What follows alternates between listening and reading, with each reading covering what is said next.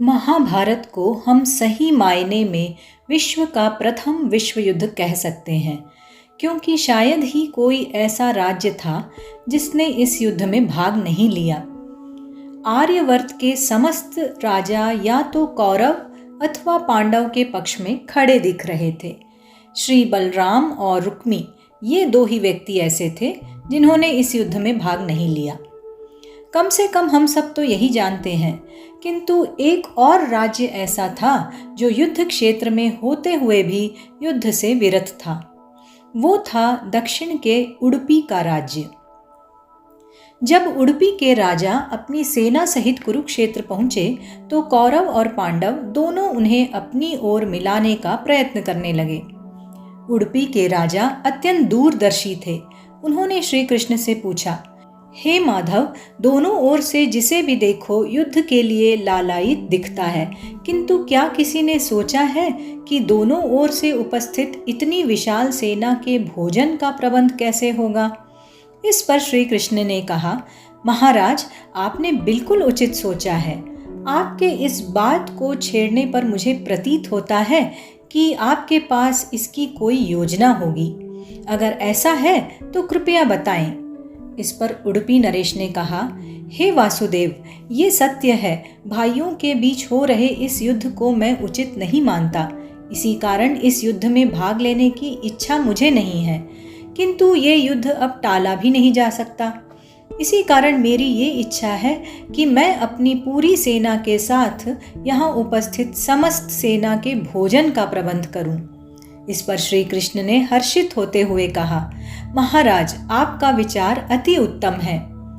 इस युद्ध में लगभग 50 लाख योद्धा भाग लेंगे और अगर आप जैसे कुशल राजा उनके भोजन के प्रबंधन को देखेंगे तो हम उस ओर से निश्चिंत ही रहेंगे। वैसे भी मुझे पता है कि सागर जितनी इस विशाल सेना के भोजन प्रबंधन करना आपके और भीमसेन के अतिरिक्त और किसी के लिए संभव नहीं है। भीमसेन इस युद्ध से विरत हो नहीं सकते, अतः मेरी आपसे प्रार्थना है कि आप अपनी सेना सहित दोनों ओर की सेना के भोजन का भार संभालिए।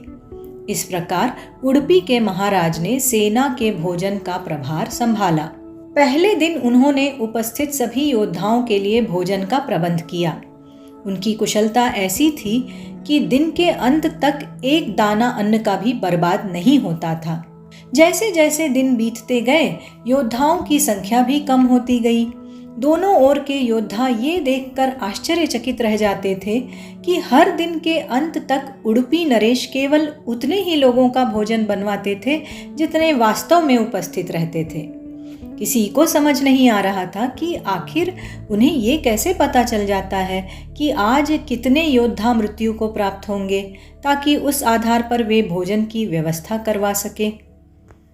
इतने विशाल सेना के भोजन का प्रबंध करना अपने आप में ही एक आश्चर्य था, और उस पर भी इस प्रकार की अन्न का एक दाना भी बर्बाद ना हो, ये तो किसी चमत्कार से कम नहीं था। अंततः युद्ध समाप्त हुआ और पांडवों की जीत हुई। अपने राज्याभिषेक के दिन आखिरकार युधिष्ठिर से रहा नहीं गया और उन्होंने उडुपी नरेश से पूछ ही लिया, हे महाराज, समस्त देशों के राजा हमारी प्रशंसा कर रहे हैं कि किस प्रकार हमने कम सेना होते हुए भी उस सेना को परास्त कर दिया जिसका नेतृत्व पितामह भीष्म, गुरु द्रोण और हमारे ज्येष्ठ भ्राता कर्ण जैसे महारथी कर रहे थे। किंतु मुझे लगता है कि हम सबसे अधिक प्रशंसा के पात्र आप हैं, जिन्होंने न केवल इतनी विशाल सेना के लिए भोजन का प्रबंध किया, अपितु ऐसा प्रबंधन किया कि एक दाना भी अन्न का व्यर्थ न हो पाया। मैं आपसे इस कुशलता का रहस्य जानना चाहता हूँ। इस पर उडुपी नरेश ने हंसते हुए कहा, सम्राट, आपने जो इस युद्ध में विजय पाई है उसका श्रेय किसे देंगे? इस पर युधिष्ठिर ने कहा, श्री कृष्ण के अतिरिक्त इसका श्रेय और किसे दिया जा सकता है? अगर वे ना होते तो कौरव सेना को परास्त करना असंभव था।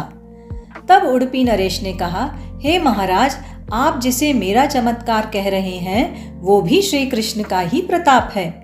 ऐसा सुनकर वहां उपस्थित सभी लोग आश्चर्यचकित रह गए। तब उडुपी नरेश ने इस रहस्य पर से पर्दा उठाया और कहा, हे महाराज, श्री कृष्ण प्रतिदिन रात्रि में मूंगफली खाते थे। मैं प्रतिदिन उनके शिविर में गिनकर मूंगफली रखता था और उनके खाने के पश्चात गिनकर देखता था कि उन्होंने कितनी मूंगफली खाई है। वे जितनी मूंगफली खाते थे उससे ठीक 1000 गुना सैनिक अगले दिन युद्ध में मारे जाते थे। अर्थात अगर वे 50 मूंगफली खाते थे तो मैं समझ जाता था कि अगले दिन 50,000 योद्धा युद्ध में मारे जाएंगे। उसी अनुपात में मैं अगले दिन भोजन कम बनाता था। यही कारण था कि कभी भी भोजन व्यर्थ नहीं हुआ। श्री कृष्ण के इस चमत्कार को सुनकर सभी उनके आगे नतमस्तक हो गए। ये कथा महाभारत की सबसे दुर्लभ कथाओं में से एक है। कर्नाटक के उडुपी जिले में स्थित कृष्ण मठ में ये कथा हमेशा आज भी सुनाई जाती है। ऐसा माना जाता है कि इस मठ की स्थापना उडुपी के सम्राट द्वारा ही करवाई गई थी, जिसे बाद में श्री माधवाचार्य जी ने आगे बढ़ाया। दोस्तों, कैसी लगी आपको ये कहानी? अगर पसंद आई है तो लाइक, शेयर, सब्सक्राइब करना बिल्कुल ना भूलें। धन्यवाद। स्वस्थ रहिए, प्रसन्न रहिए।